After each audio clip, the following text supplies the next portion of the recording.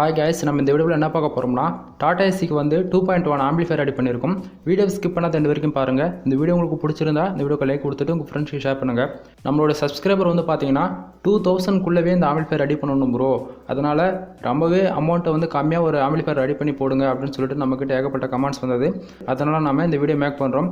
இது வந்து பார்த்தீங்கன்னா நமக்கு டோட்டலாகவே ஒரு 2000குள்ளவே இந்த ஆம்பிளிஃபையர் ரெடி பண்ணிக்க முடியும்.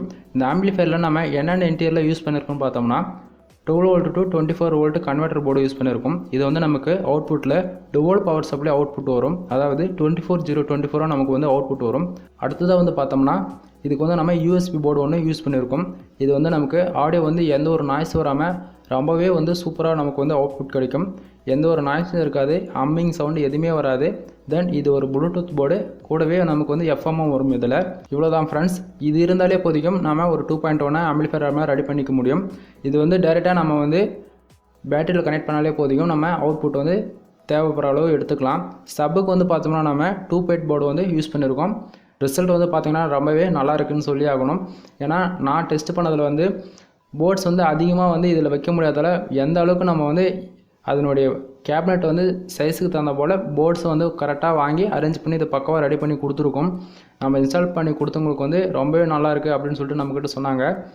இதுக்கு வந்து பார்த்தோம்னா நம்ம டைரெக்டாக பேட்டரியிலேருந்து 12 volt கொடுத்தாலே போதிக்கும், பக்காவாக இருக்குங்க ரிசல்ட்டு. லெஃப்ட் ரைட்டுக்கு வந்து பார்த்தோம்னா நம்ம 6 inch ஸ்பீக்கர் யூஸ் பண்ணிக்கலாம். சப்புக்கு வந்து பார்த்தோம்னா நம்ம 8 inch போட்டுக்கலாம், தென் 12 inch போட்டுக்கலாம், எந்த ஒரு ப்ராப்ளம் இருக்காது. ஆனால் லெஃப்ட் ரைட்டுக்கு வந்து நீங்கள் 8 inch ஸ்பீக்கர் யூஸ் பண்ணிங்கன்னா போர்டு வந்து சீக்கிரமாக ஃபெயிலியர் ஆகிடும். ஏன்னா இது 2000குள்ளவே பண்ணதால் நம்ம ஐசி வந்து பார்த்தோம்னா 7297 இந்த ஐசி தான் யூஸ் பண்ணியிருக்கோம். இந்த போர்டில் வந்து பார்த்தோம்னா நமக்கு 5 volt ரெகுலேட்டர் கூடவே வந்துடும். அதனால் நம்ம யூஎஸ்பி போர்டுக்கு இந்த போர்டில் தான் எடுத்து இன்புட் கொடுத்துக்கலாம்.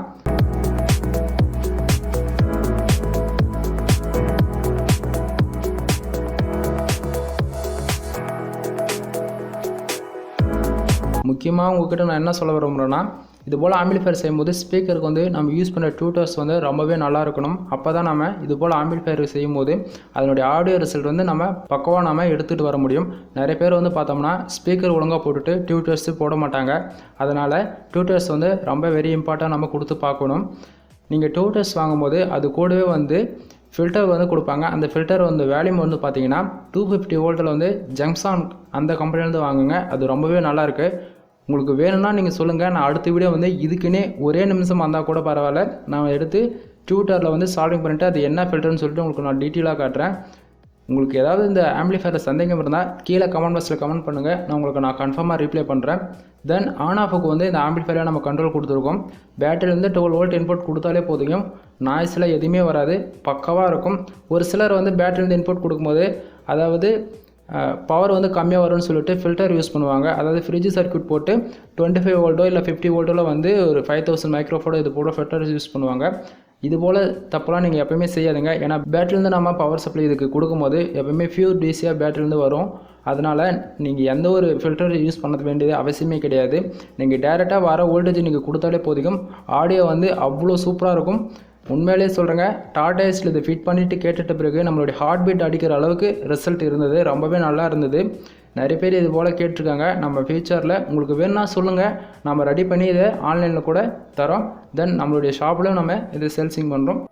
நம்ம சேனலுக்கு வந்து பார்த்தோம்னா டெலகிராம் குரூப் ஒன்று ஓப்பன் பண்ணியிருக்கோம். குரூப்போடைய லிங்க் வந்து கீழே நான் டிஸ்கிரிப்ஷனில் கொடுத்துருக்கேன். விருப்பப்படுறவங்க வந்து நீங்கள் தாராளமாக வந்து சேர்ந்து கொள்ளலாம்.